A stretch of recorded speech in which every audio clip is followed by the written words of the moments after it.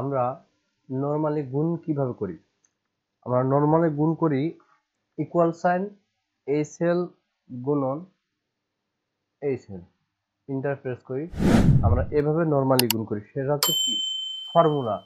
কিন্তু এটা তো ফাংশন না। ফাংশনের মাইক্রোসফট এক্সেলে একটা ফাংশন আছে, সেটা হচ্ছে প্রোডাক্ট, যার কাজ হচ্ছে গুণ করা। সেটা আমরা কিভাবে ব্যবহার করব চলুন দেখে নিই। ইকুয়াল সাইন প্রোডাক্ট প্রোডাক্ট প্রথম সেল এবং দ্বিতীয় সেল গুণ ব্র্যাকেট ক্লোজ এন্টারপ্রেস। আমরা এখন এই বোল্ড আকারে ডাবল ক্লিক করলে আমাদের পুরো রেজাল্ট চলে আসবে। এমনকি সেটা হচ্ছে কি ডাইনামিক ভাবে।